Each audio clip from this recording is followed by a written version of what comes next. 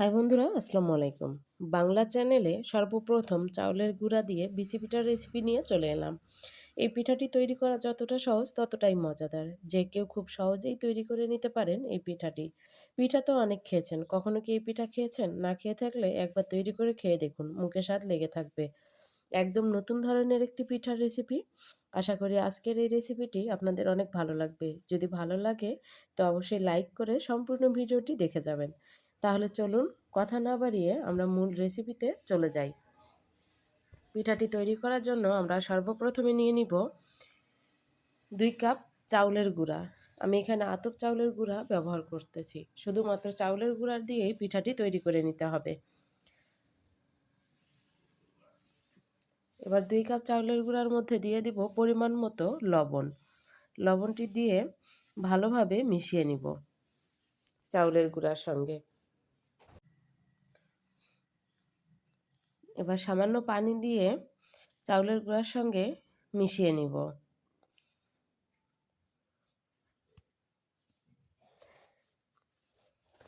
এখানে পানি একবারে ব্যবহার করবেন না, অল্প অল্প করে পানি দিয়ে চাউলের গুঁড়ার সঙ্গে মিশিয়ে নিতে হবে। আমি আবারও কিছুটা পানি নিয়ে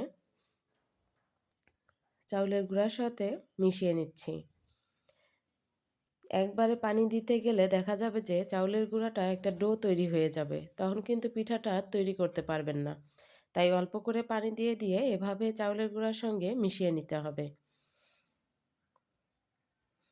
আমি ঠিক যেভাবে করছি ঠিক এইভাবেই আপনারাও তৈরি করে নেবেন।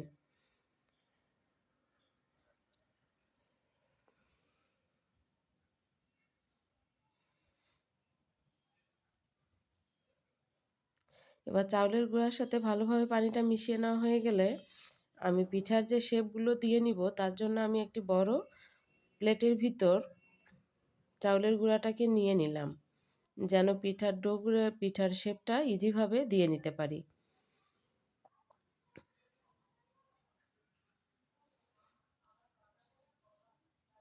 আবারও কিছু সময় মেখে নিব।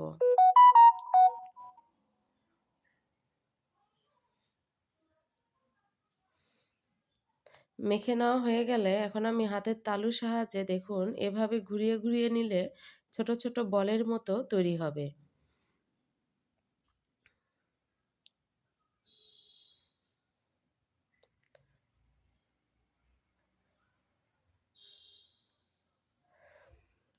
এবার ছোট ছোট বলগুলোকে আমি এভাবে উঠিয়ে নিব।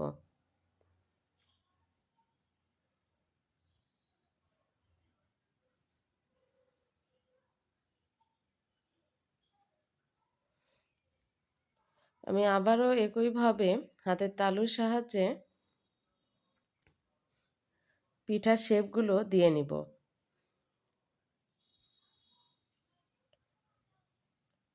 একইভাবে ঘুরিয়ে ঘুরিয়ে পিঠাগুলো তৈরি করে নিব।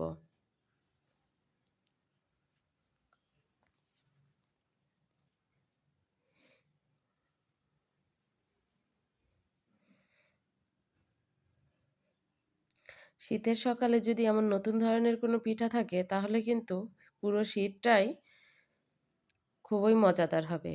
এভাবে আমার সবগুলো পিঠার শেপ দিয়ে নেওয়া হয়ে গেছে। এখন আমি পিঠাগুলোকে জাল করে নেওয়ার জন্য প্যানে চিনি দিয়ে দিব। আমি এখানে চিনির পরিবর্তে আমার চিনির শিরা তৈরি করা ছিল, আমি সেটাই দিয়ে নিচ্ছি। আপনারা আপনাদের ইচ্ছামতো মিষ্টিটা দিয়ে নিতে পারেন। চিনিটা দিবেন এবং সঙ্গে কিছু পানি দিয়ে দিবেন। এবার আমি চিনি শিরার ভিতর সামান্য পানি দিয়ে নিচ্ছি।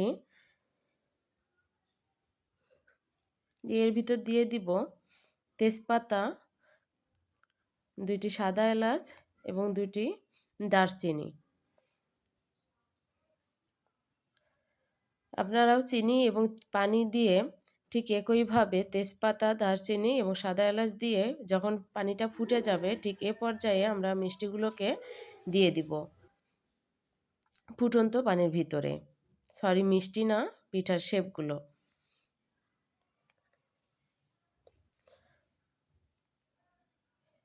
এবার পিঠাগুলোকে দিয়ে খুব ভালোভাবে নেড়ে নিতে হবে। অবশ্যই এখানে আলতো হাতে নেড়ে দিতে হবে, তা না হলে কিন্তু পিঠাগুলো ভেঙে যেতে পারে। তাই আলতো হাতে নেড়ে দিয়ে পিঠাগুলোকে আলাদা করে দিতে হবে। দিয়ে আমি এখানে জাল করে নিব পিঠাগুলো সিদ্ধ হওয়া পর্যন্ত। পুরোপুরি সিদ্ধ না হলেও চলবে, প্রায় 70% সিদ্ধ হয়ে আসলে এ পর্যায়ে আমি দিয়ে দিব আগে থেকে জাল করে রেখেছিলাম দুধ। সেই দুধটা আমি এখন দিয়ে দিব। দুধটা কখনোই আগে দেওয়া যাবে না। দুধ আগে দিলে কিন্তু পিঠাগুলো ভেঙে যেতে পারে। তাই পিঠাগুলো জাল হয়ে যাওয়ার পর দুধটা দিয়ে নিব।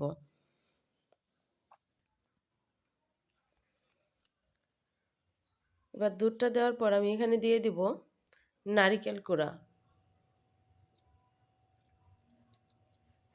নারিকেলটা দিয়ে আমি আবারও জাল করে নিব ৬ থেকে ৭ মিনিটের মতো।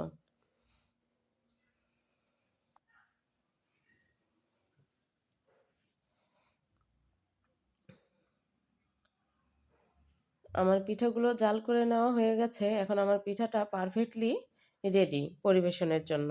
এ পর্যায়ে আপনারা একটা পিঠা উঠিয়ে নিয়ে মুখে দিয়ে দেখবেন যে পিঠাগুলো আপনাদের পরিপূর্ণভাবে সিদ্ধ হয়েছে কিনা। যদি না হয়ে থাকে তো আবারও কিছু সময় জাল করে নিবেন, তাহলেই হয়ে যাবে।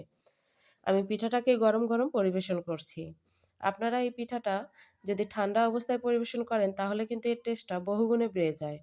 তো অবশ্যই সন্ধ্যা রাতে করে যদি সকালে ট্রাই করেন তাহলে দেখবেন যে খুবই ভালো লাগবে। আশা করি আজকের রেসিপিটি আপনাদের খুব ভালো লাগবে। সবাই ভালো থাকবেন। আল্লাহ হাফেজ।